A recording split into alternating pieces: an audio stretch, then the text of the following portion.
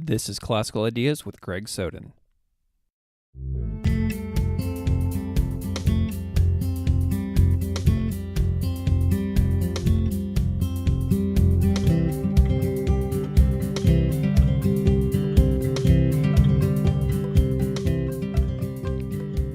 Welcome to Classical Ideas.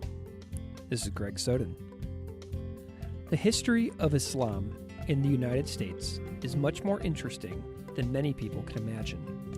And I'm delighted today to bring you this conversation with Dr. Sylvia Chan-Malik to discuss her new book, Being Muslim, A Cultural History of Women of Color in American Islam. The stories in this book are quite incredible, powerful, empowering, and a real delight to read. This is a topic I was new to studying, and this conversation with Sylvia Chan-Malik was a real treat. So, Dr. Sylvia Chan-Malik is Associate Professor in the Departments of American and Women's and Gender Studies at Rutgers University-New Brunswick. She talks, teaches, and writes about the intersections of race, gender, and religion, with a focus on the history and cultures of Islam and Muslims in the United States. Her research highlights the lives, voices, histories, and representations of Muslim women, and reveals how critical legacies of Black freedom, women's agency, and global liberation struggles have continually marked U.S. Muslim women's engagements with Islam. She is the author of Being Muslim, A Cultural History of Women of Color in American Islam from New York University Press in 2018. Her writings are also featured in the anthologies With Stones in Our Hands, Writings on Muslims, Racism, and Empire, the Rutledge Handbook of Islam in the West, and the Cambridge Companion to Religion of American Islam, and multiple academic journals.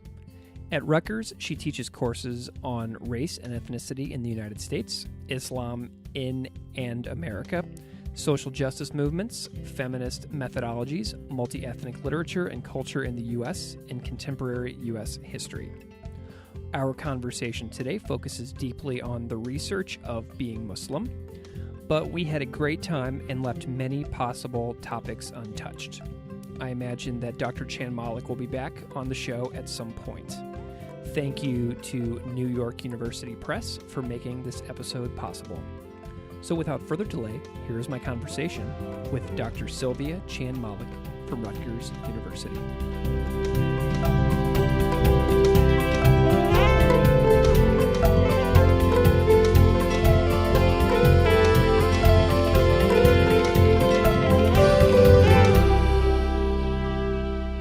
Dr. Sylvia Chan-Malik, thank you so much for coming on the show. Thanks so much for having me. Can you start off by introducing yourself briefly to the audience?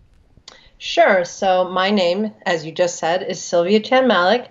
I am an Associate Professor of American Studies and Women's and Gender Studies at Rutgers University in New Brunswick. I teach courses on Islam in America, race and ethnicity in the United States, social justice movements in the U.S. and beyond, and feminist theory and methodologies here at Rutgers. And I love teaching and I love talking about my work, so I'm really happy to be here today. Fantastic. What is the focus of your PhD, if I may ask? I received my PhD from the University of California, Berkeley, in a department called Ethnic Studies. And a lot of times I tell people that and they go, ethics? And it's actually it's not ethics, though, ethical engagement is involved in that field. Ethnic studies is the study of comparative race and ethnicity. Ethnic studies is the study of comparative race and ethnicity in the United States and beyond. That department at UC Berkeley and also at San Francisco State University grew out of the Third World and civil rights struggles of the 1960s and 70s, in which people started asking for history and political science and literature classes that actually reflected, the communities that were attending those colleges and were in those areas. And so ethnic studies, looks at alternative histories, alternative voices, and they have a vibrant and thriving undergraduate and graduate program there. Excellent. You know, what's really interesting is that the reason we're talking today is because of your brand new book, Being Muslim, A Cultural History of Women of Color in American Islam. And what you just said is interesting to me because you didn't do a PhD in religious studies. No, I did not. So That's an interesting engagement for me to yeah, be about. I'd love to know a little bit more about how you approach your work a little bit maybe differently than a religious studies professor before we dive into the book. Absolutely. I mean, that's a great question. I think about that a lot myself because I didn't really set out to write a religious studies book. I mean, in all honesty, because I didn't quite know what that was. I hadn't been trained in religious studies fields. I had not, engaged in a lot of formal training around religion. And I definitely knew I was not a theologian or someone who worked with religious texts or interpreted religious text. What I was interested in, and we'll talk a little bit more about it in a minute, was how do you tell a history of Islam and Muslims in the United States? And as I said, my PhD was in ethnic studies. And so the way in which I approached that was to think about how do we find the voices and the lives of actual Muslims in the United States? And how do we kind of figure out how they live their lives as Muslims? And so my approach was more as a historian, as someone who engages with literature and media, and as an ethnographer, someone doing interviews and trying to find oral histories and things, and trying to see what people themselves said about their religious identities, which I think is quite different from a religious studies training, where you are kind of looking at that relationship between text and lived experience, but a lot of times mostly focusing on text and the kind of historical forms of interpretation that have come out of engaging religious text. So I have a far more, I think, historically grounded approach to my subject matter. So I think it's produced something slightly different than what someone trained in religious studies might have done. And it's really interesting to hear, the exchange. It's been really fun for me. I love it. So I got this book from NYU Press, and it came out very, very recently. And the title, Being Muslim, A Cultural History of Women of Color in American Islam. And I want to start talking about the book backwards, sort of. And Sure. I want to talk about the conclusion chapter of your book, which I found to be really compelling because it's so personal to your own life. And in that conclusion chapter, you talk about the lives in Islam of two converts, one of which is you and one of which is your friend Maya, who runs a farm in California. So I'm curious about your conversion experience. So to situate yourself within the stories the book tells of women of color in American Islam, can you tell me a little bit about your background to your spiritual life prior to 2004? Sure. And I love the fact that you're starting with the end, because that conclusion of the book, kind of thinking about the intersection of spirituality and engagement with land and environmental crisis. That's kind of where I am right now. That's very much where my heart, and my work and my research is going towards. So it's a great place to start for me. Excellent. That's great. And so I intentionally did not reveal my own engagement with Islam as a spiritual practice until the final chapter of the book, because it was very intentional on my part, because I did not want that to be. I didn't want myself in any way to be the focus of these amazing women's stories that I try to highlight and talk about throughout the book.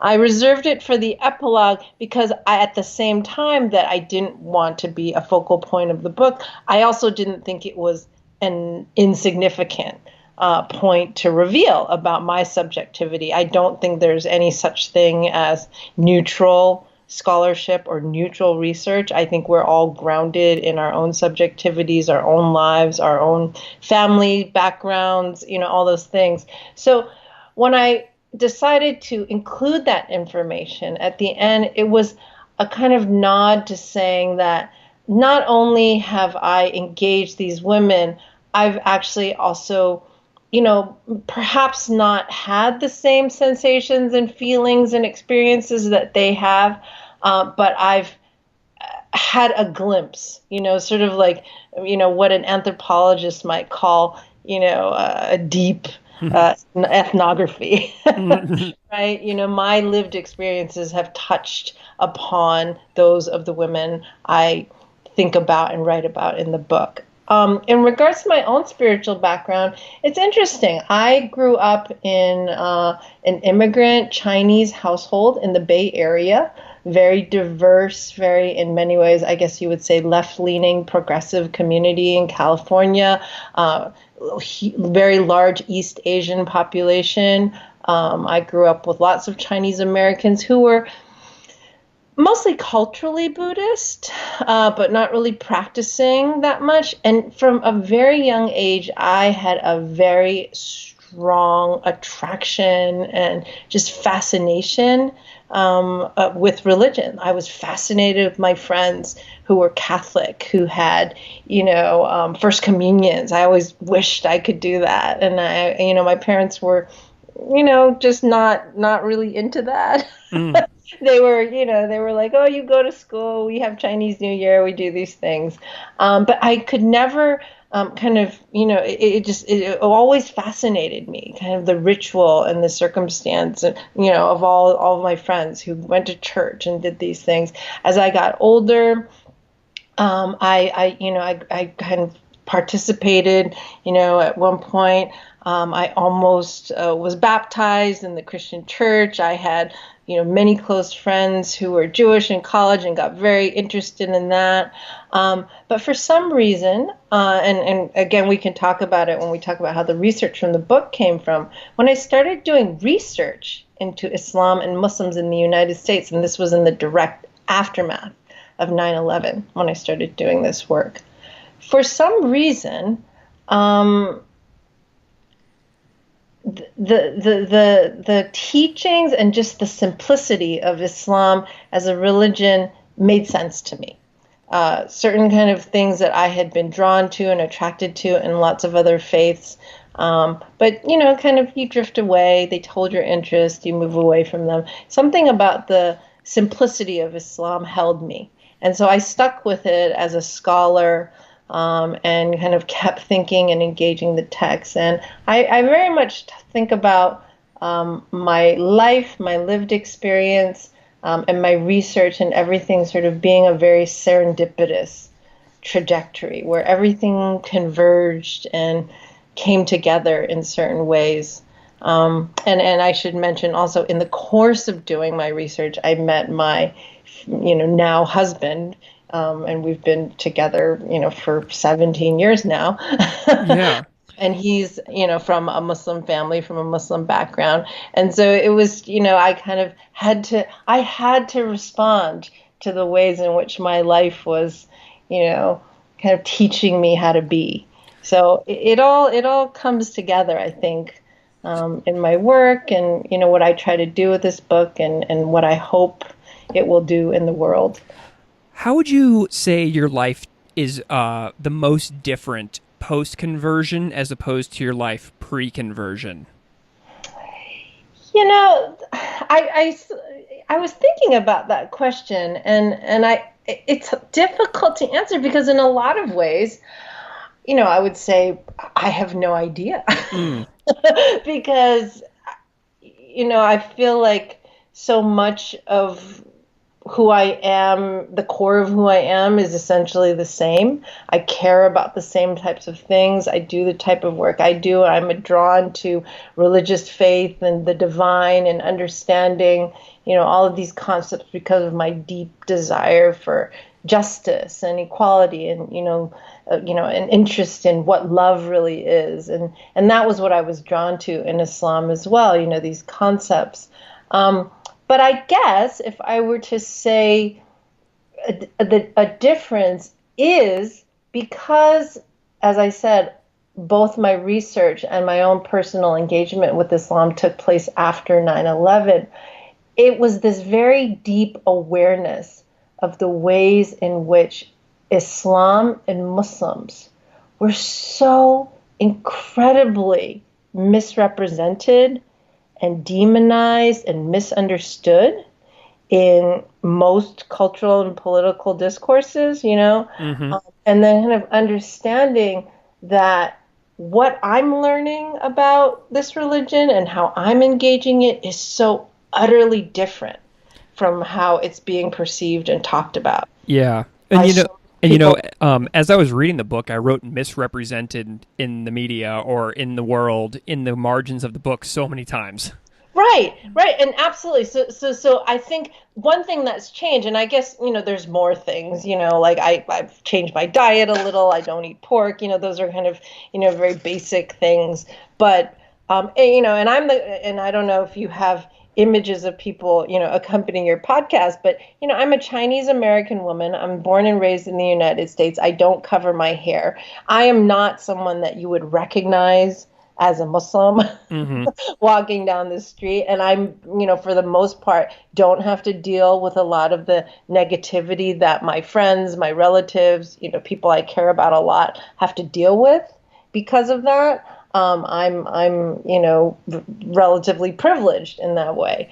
And so, beyond that, I would say that it's just something I carry in my body, like how I understand the ways in which you have to orient yourself towards the world in a certain way. And I think that actually comes across in the book. That's what I'm trying to say, because I felt that myself, that you have to engage the world through a particular understanding that what you are actually living and what you experience and what is an integral part of your identity is completely, not what most people perceive you to be. Yeah.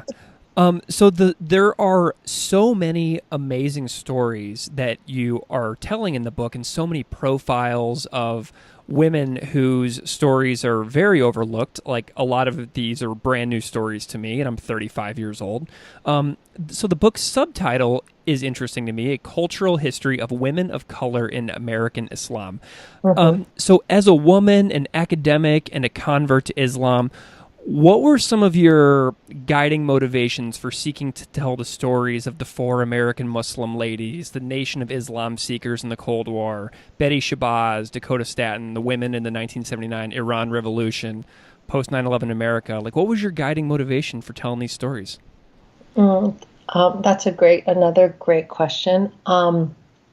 So the term women of color, a lot of people have asked me about that. Why did you choose that particular, wording to describe the women in your book? A lot of people have pointed out, so much of your book is about African American women and African American Muslims. And the first thing I usually say in response to that is that I wanted to write a history of Muslims and Islam in the United States, Mm-hmm. right? And so and Islam and Muslim women in the United States. And so prior to the 1970s or so, the vast majority of Muslims who were in the United States, and if you were to encounter a Muslim in the United States who would say they were Muslim and present themselves as Muslim and identify as such, they were very likely, or most likely, to be African American. They were most likely to be someone who had come to Islam and engaged Islam through conversion, right, at that time. And so because of that historical record, right, and the types of, people who very publicly identified as Muslim, I tried to follow that, because at the same time that I'm interested in women's inner lives and their construction of their Muslimness, as I call it, their Muslim identity, I was also interested in the ways Islam and Muslim women were being portrayed at different moments in time. So they had to be public, public representations, right? So a photograph, like I start in the first chapter with a photograph of four Muslim women together, and then I move on to images of the women in the Nation of Islam, and then Betty Shabazz, who's the wife and then widow of Malcolm X, and a jazz singer named Dakota Staton, right? So I tried to look at women in which I could query their internal lives and personal lives, but also look at the ways in which they were being portrayed. Because the central contention of the book is that the ways in which women were expressing their identities as Muslims happened against political backdrops in which categories of race, gender, class, and citizenship were shifting and are always contested, right, in politics and culture.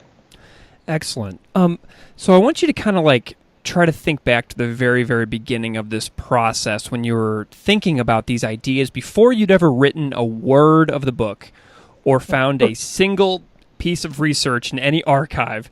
What question did you ask yourself that eventually bloomed into this piece of work that's sitting on my desk next to me?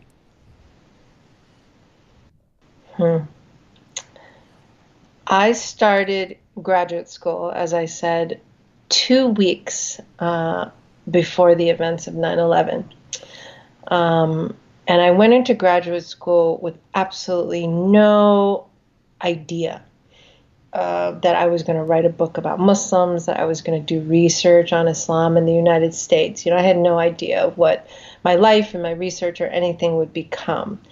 And what I was interested in at the time, before I started writing the book, like you said, before a word had emerged at all, was I had been very involved with activism and community engagement around African American and Asian American community interactions. And this was because growing up, going to high school in the early 1990s and then college in the 90s, I was very invested in what was happening in the post-LA riots, or the post-LA uprising era, and thinking about how different communities of color, African American, Latino, Asian American, could try to find connection within the communities in which they lived. I was also working in the West Oakland public schools at the time, and trying to think about ways in which different communities could come together and have conversations.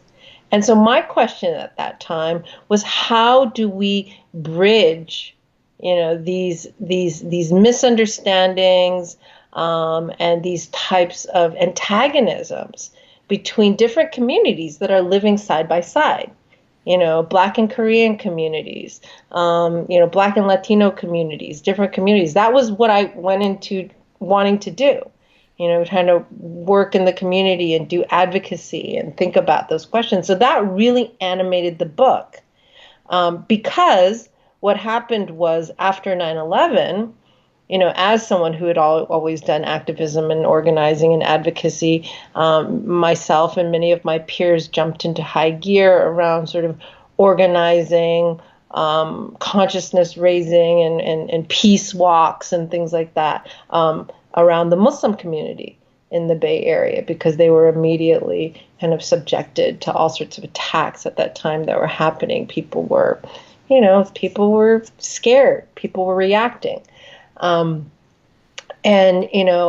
Knowing about histories of Japanese internment and things like that, there's a sizable population of former Japanese internees at that time. There were connections going on there where former Japanese internees and their children and their grandchildren were reaching out to Muslims as well. Talking about how they needed to kind of come together. So I was trying to facilitate those conversations, or working with them, working with those communities. I remember we did kind of peace marches around the lake in Oakland and all these types of things. Yeah. Yeah, go ahead. No, and so as that kind of happened, what I came to see is that as a religious community, and this is where, my lack of training in religious studies kind of really came to the fore. I was like, oh, but this is a religious community. And so in this community, in the Muslim community, just in the San Francisco Bay Area, there were Yemeni shopkeepers, there were African Americans, there were, South Asian doctors and lawyers, and, there was all these different types of Muslims. And even they themselves hadn't had a lot of conversations amongst themselves about how to be Muslims together, right? Right. And so that was when I said, oh, this training that I have, or this, work that I've done around different racial and ethnic communities is actually useful. and trying to engage the Muslim community. And so that was the lens I brought to that. That reminds me of that really segues nicely to a question I was thinking about. So your past interest in activism and studying of race and ethnicity and justice comes out really clearly in the stories that you tell in the book, which I think is going to be a really mind-expanding and world-expanding view of Muslims in America. So on page 17, you write, quote, "The notion that Islam itself holds the potential for women's liberation has been central to women's way of being Muslim in America, particularly for Black American Muslim women and subsequently other women of color." So that to me is such a cool line. So thank you. How is and that sort of comes from a scholar named Sherman Jackson. So how is American Islam for women almost like a form of American like liberation theology? Like, would you call it that as well?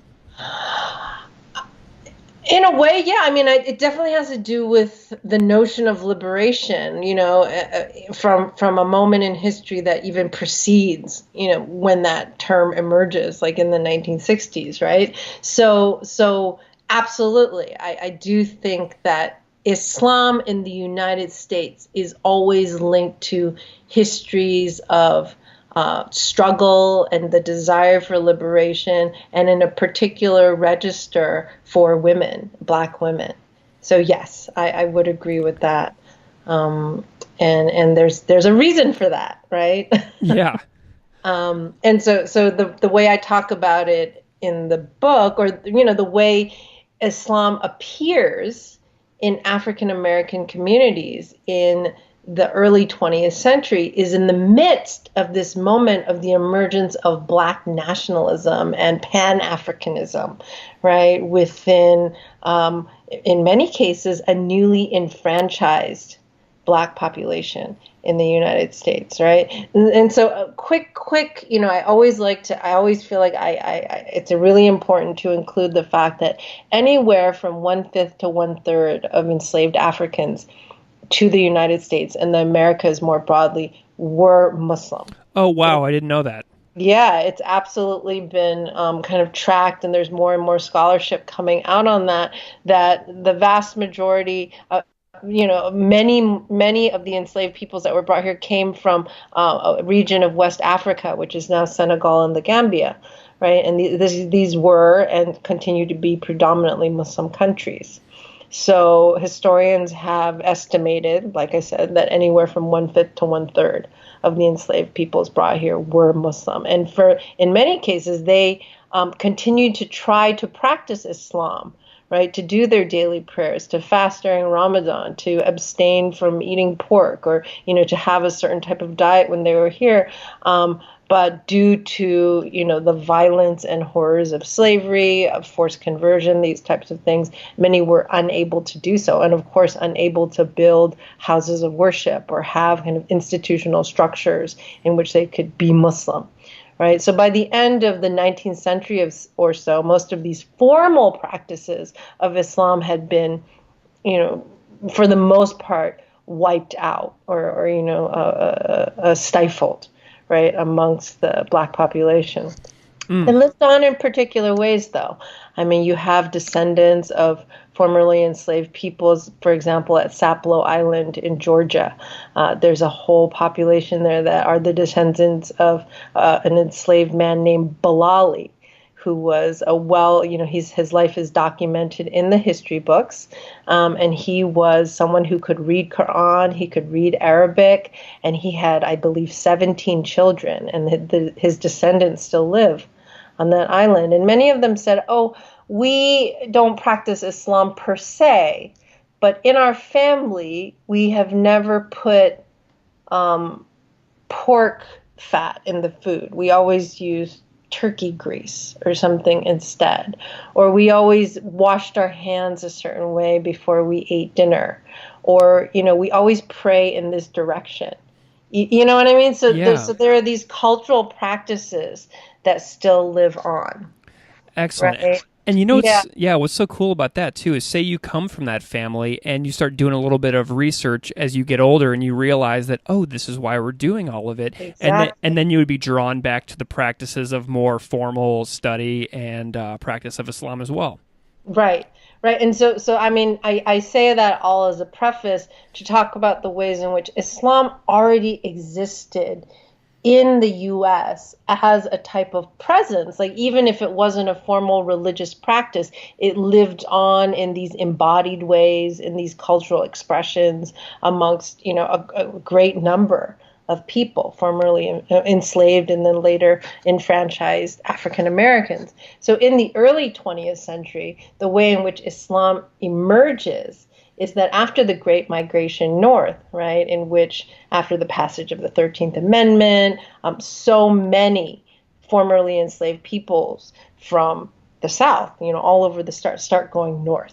Right, in huge numbers. They go to places like Chicago, they go to Detroit, they go to New York, Philadelphia, Newark, New Jersey, right, all these places. And when they get there, they're very working class. They're coming straight from the farm or the plantation, right? And what do people do when they get to a new place? They seek out communities. And for this population, what was central to finding community was religious connection. However, in a lot of those northern towns, there were already established Black churches. Many of them were very middle class and upper class. For example, in Chicago, there was an established Black bourgeoisie, right? So if you can imagine kind of formerly enslaved peoples who came from the plantation, having very different cultural, norms and things like that. Many of them didn't feel accepted in a lot of these middle class churches and things like that. So they started trying to find alternative spaces to practice religion. So also in this moment, because you have this massive movement of formerly enslaved peoples to the north, right, you also have movements for Black liberation that are arising. So someone like Marcus Garvey, who's preaching this political rhetoric of Pan-Africanism, that, African peoples worldwide must come together and rise up together and create their own institutions and structures, right? And in this discourse of Pan-Africanism, there are different thinkers, Garvey himself, but also people like Edward Wilmot Blyden, a Black philosopher and theorist and theologian at that time, saying that Christianity is part of the problem of why African Americans are being dehumanized, and disenfranchised. Christianity has been part of the problem. So Black people, both in the U.S. and beyond, have to find alternative spiritualities, right? Yeah. And so Islam arises in that moment as a clear alternative, right? That this is a better religion. This is actually, kind of thinking about the fact that there are so many Muslims in Africa, right? These leaders are saying Islam is a much more suitable religion for Black Americans. We can actually find strength. We can critique Christianity. It's liberating. My goodness. Okay. So, and out of all of those time periods and movements comes like communities and new buildings that arise and newsletters and magazines. Can we talk a little bit about some of your research? Sure, absolutely. My favorite thing about the book is, and I know this is going to sound unacademic of me, but it's these amazing images that you have in the text, because I feel like I could just look at these images and it's almost like this a fantastic photo album surrounded by scholarship. So I want to know a little bit about some of these newsletters and newspapers and journals that you found, notably Muslim Sunrise, Messenger, and Jet. Tell me about these publications that were they popular? Like, what were these about, and how did you go about working with them for the book? Right, so those three different publications are different types of publications that circulated in kind of different spaces and for vastly kind of varying readerships. So the Muslim Sunrise was a publication of the Ahmadiyya movement in Islam, which was an early South Asia-based missionary movement that was one of the first Islamic groups to convert African Americans to Islam in very large numbers, right? So this is in the early 1920s.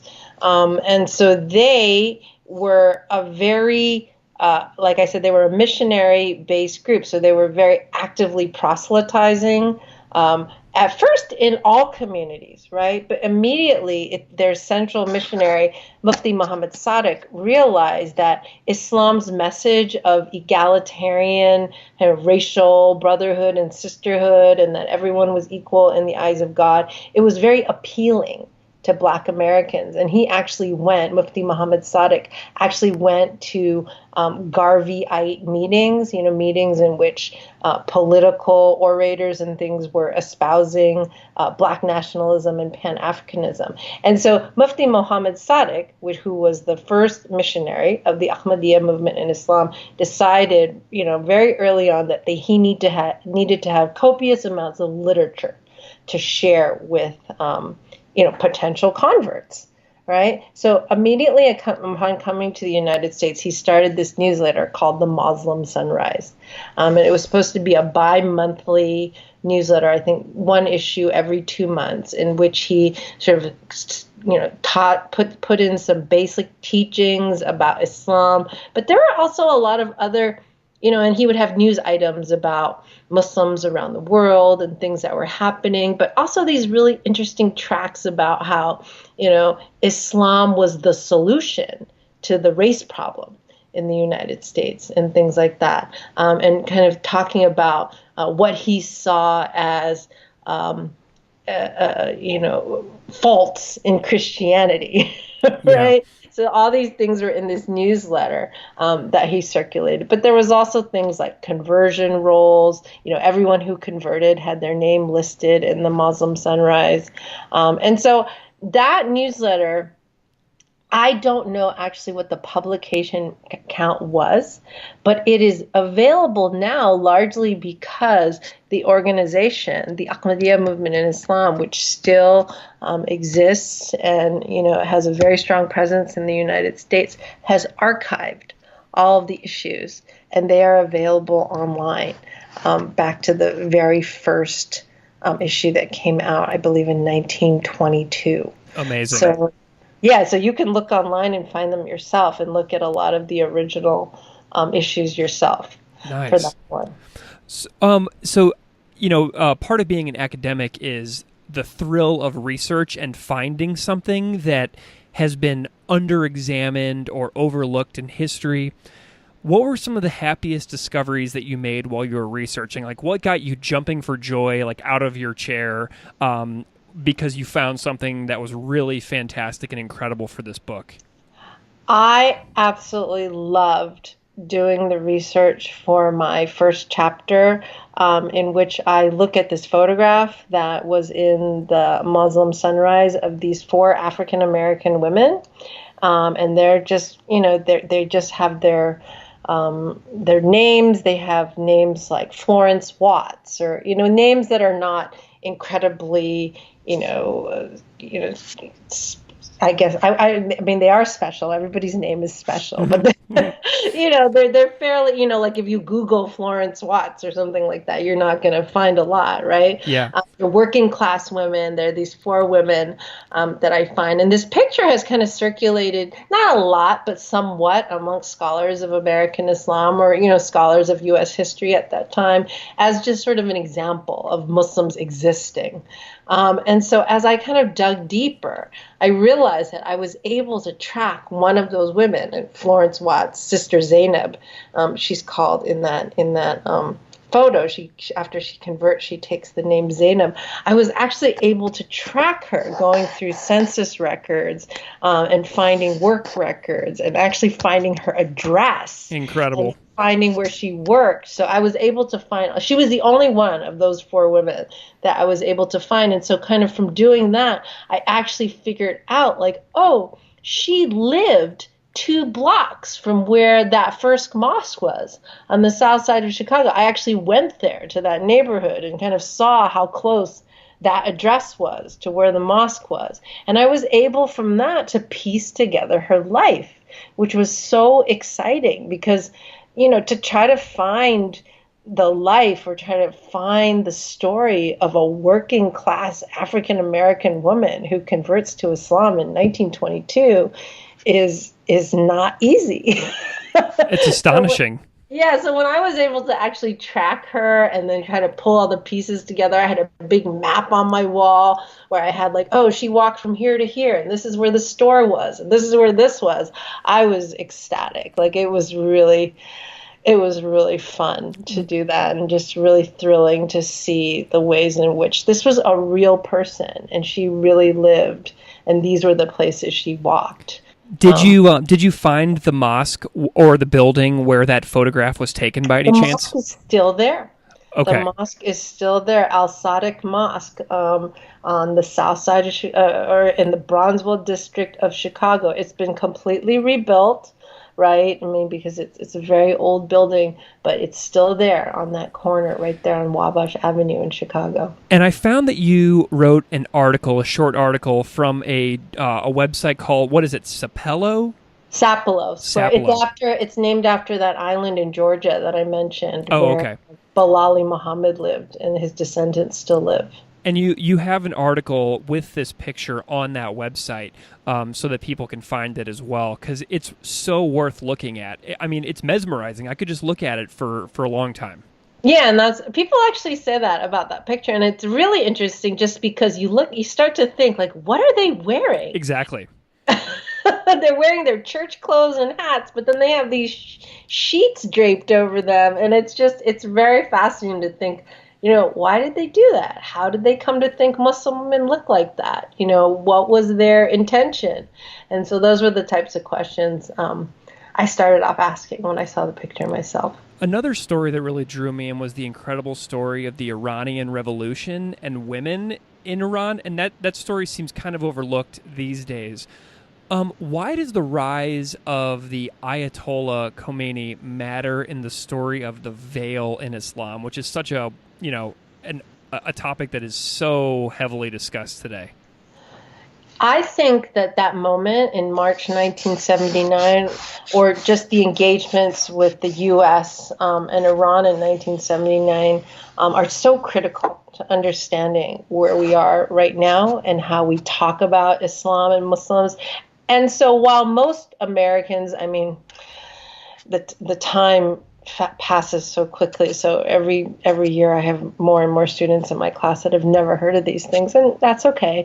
But the 1979 hostage crisis is something that most people are familiar with, right? Mm-hmm. The hostage crisis, there was a movie, I guess, about it. Ben Affleck made that movie Argo about it a few years ago. So most people know about that.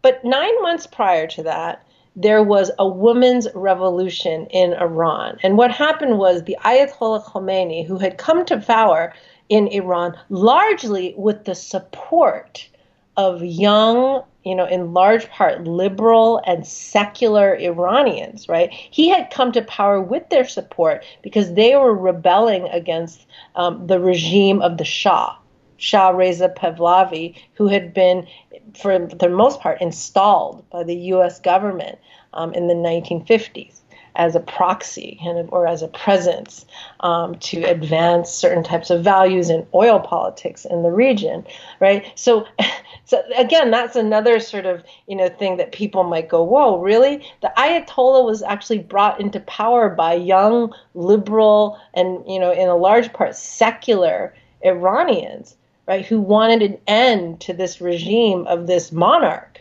right, or this, what they saw as this, U.S. installed ruler, right, who had imposed secularism on Iran. So what happened was, after the Ayatollah came to power with the support of all these young, liberal, educated Iranians, one of the things he did after he came to power was issue an edict that Iranian women who were working in government jobs had to wear the full head covering and robe called the chador, the black, kind of what we sort of see as this symbol of fundamentalist Islam, this black robe. And he instituted this policy. And from there, what happened was, you can imagine these young, in large part educated, Western-influenced Iranian women who had supported the Ayatollah felt incredibly betrayed, right? Because they said, oh, we supported you, and now you are, telling us how to dress. Like, you didn't say you were going to do that. So out of that came these week of protests and revolts that women embarked upon in Iran in March. And this is a moment in which, at the height of the feminist movement in the United States, the U.S. press covers the heck out of this week in Iran, right? Every day, if you look at the newspapers at that time, they're talking about, oh, the women are revolting in the streets against this tyrannical cleric, the Ayatollah, kind of with no context or background of the fact that they were actually the ones who brought him power, but now they were just angry at the way he had turned their backs on them or betrayed them. But within, so why I argue that it's important is that in this moment in which the United States is finally, in a certain way, in the mainstream and a cultural way, embracing feminism as something that, quote unquote, we as Americans support, right? It's using that idea that we Americans are this feminist nation, right, to talk about how backwards Iran is and these Muslims are, because they're making their women wear this veil. And so you see that in the media coverage every day. And this is the first moment you see in the United States in which the veil and the seeming misogyny of Islam and its connection to fundamentalist Islam really becomes this full-blown idea in the American press. And of course, we see that to this day. Yeah. Right? So it seems like second wave American white feminists used Middle Eastern women as a prop to express distaste for a government. Right, absolutely. I mean, and you see, like, so in that chapter, I look at these very specific ways, like Kate Millett, who's a very prominent American feminist at that time, actually goes to Tehran and says she's protesting in solidarity with the women there. And she calls the Ayatollah Khomeini a sexist pig. Right? She's taking this language that U.S. feminists, white second wave feminists are using to talk about, sexism in the United States, and just wholesale applying it to an entirely different context overseas. And of course, I mean, we as people do that. We understand things through our own lens, and so these kind of feminist tropes that women need to, for women to be free, it means they have to work, they have to have equal pay, they have to have this, these Western-based kind of notions of what freedom and feminism is, they get transferred to, in this case, Iran. And then later you see how they get kind of transferred to how we think about why Muslim women are oppressed, across all the incredibly varied contexts and places that Muslims live all over the world. Yeah. So, you tell all these amazing stories in the book, and it's such a wide array of experience, and that's why the stories in the book are so fascinating. And then framing it all in the U.S. context, you tie in the novelist Toni Morrison. And as an English teacher, I can't overlook this. And you tie in her notion of safe harbor from the novel Sula. So what is this concept, and why did you tie it into this book about Islam in America with women of color, and why did you like it? Because it's so gracefully done. Oh, thank you so much. I mean, first of all, Toni, I mean, you said you're a teacher, and Toni Morrison's just, one of the greatest writers, if not the greatest writers. It's possible, yeah. In American letters, right? And so I kind of look to Toni Morrison for so much. I mean, her novels teach us so much, not just about beautiful writing and the stories and the people, but about history. I mean, it's theory, it's theoretical, it provokes us, it's spiritual, it's religious. There's so much in her writing. But that concept of the safe harbor really struck me as something that was so generative and useful for me for thinking about women's religious spaces, right? And not just Muslim women, but in particular Muslim women, and in particular African American Muslim women, because of, like I said, the external factors that they always have to contend with in order to be Muslim. So in the novel Sula, there's this scene in which Sula and her friend Nell, they're two little, African American girls, and they've had really difficult lives and histories of abuse and different, dangers and violences always in their lives. And there's a moment in which they're just digging in the dirt together, and they both have sticks and they're just poking in the dirt. And Morrison describes how there's a moment in which they just stop speaking. They don't even have to talk. They don't have to communicate. They just kind of understand the ways in which their sticks are going and that they're digging, that they are together and they completely understand each other, and there's no need for them to have to explain who they are to each other. And this is their safe harbor. Mm-hmm. This is this space in which they could completely be themselves, right? And so that for me was a really evocative image to think about the ways in which women, and in particular working class Black women, right, in the early 20th century, and then, I take the concept onward, would find connection in engaging with a religion that was, on the one hand, telling them, look, you are all equal in the eyes of God. Women are to be respected in this religion, right? And giving them this honor that they felt they had been stripped of because of the horrors of racism, sexual violence, working in really difficult environments all the time. But then having this space in which they were actually trying to construct a new spiritual world together, where it hadn't been done. And that really, since there were no such thing as kind of established Muslim communities or, places in which people actually knew who they were, they could only find that comfort and solace in each other's company, because they were the only ones who actually understood, right, what the other person might be thinking or feeling. And I saw this in my research as well, kind of engaging with older Muslim women who are now in their 70s and 80s and even 90s, right, talking about the ways in which nobody really understood what they were trying to do except their other sisters in Islam. And so that concept of the safe harbor, I think, persists.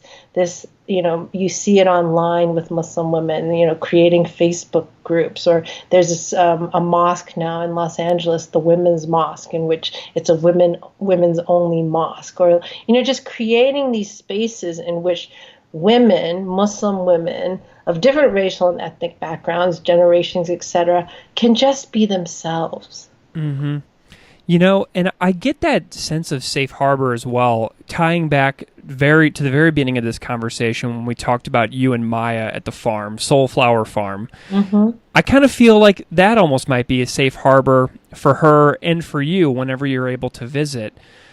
And, it's just kind of joyful because so many of the topics that we have talked about have been really amazing and also could be seen by many people in the world as like really negative. And there's so much to unpack in the news and in the media with regards to Islam in America. But there's so much positive as well. And can you talk a little bit about how Muslims in the U.S. are engaging in amazing things? Like you talk a lot about environmentalism, urban farming, food movements, and then more things that extend these amazing legacies of the women that you profile in the book, as well as this notion of safe harbor. Mm-hmm. Well, I would love to just start with this, really, like I said, I'm so glad you opened our conversation with that, with the last chapter, with the epilogue of my book, because that's where I'm thinking now, like what I'm interested in. And, as someone who has always been drawn to religious and spiritual sensibilities, what I'm really interested in is the way in which these types of frameworks, Islam or Sufism or whatever, your spiritual orientation is able to build communities in which you can be safe, find a safe harbor, but then you don't stay in that space. You use that human connection that you find in that space to expand.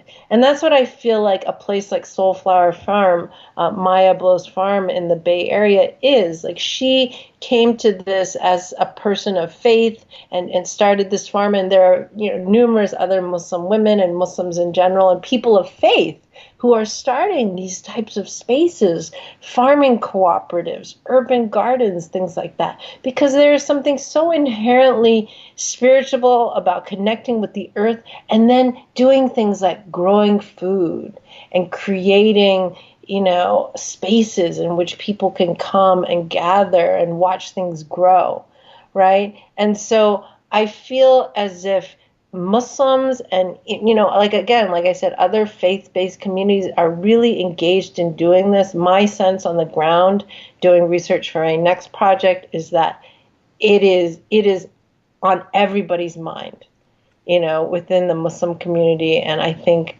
beyond, that there needs to be a way in which we are healing the earth, and doing so through the social justice paradigms that have, impelled people to come together in this country. The civil rights movement, the Black Power movement, all these types of racial justice struggles, all of these are merging together right now. And so I see that happening a lot. I see young people really engaged in it. I see people thinking about it, trying to figure out, how to challenge these systems that they feel are making life more and more difficult for future generations every day. And then your other question was about what other things people are doing. Well, that's fine, because I feel like you're going to tell those stories, aren't you? I'm hoping to. I mean, right now where I'm at is, I feel as if it was and it is really important. There's so much more history to tell about Islam. I mean, I feel like I just told a few. I mean, every day I find more stories that I say, oh gosh, someone needs to tell this story, But I'm also interested in the ways in which that impulse of Islam in the United States, like I said, early Muslims, African-American Muslims, and I think now a new generation of Muslims is kind of learning, like, this thing called Islam in the United States is not what, everyone's telling us it is. And if we actually go back and do our homework and we look at the ways in which people have engaged and mobilized and found community and safety around these types of community and religious spaces, we can grow something and reach out and create something really beautiful. And so, I'm really interested in that right now. And I'm really interested in how Islam and Muslims are finding new points of coalition with other groups and doing things like, responding to climate crisis and engaging with Black Lives Matter and engaging with, the Me Too movement, because that's where the new generation is. This is a generation that's never known anything besides a post 9/11 world. And what my students tell me is that they're tired of it. They want to make something brand new in which, they get to say who they are. They're tired of other people telling them, who they are and aren't. They want to define that themselves. Well, Dr. Sylvia Chan-Malik, this has been wonderful. I appreciate your time so much. And I look forward to some future conversations with you and following your work in the future. That would be great. Thank you so much. It was lovely.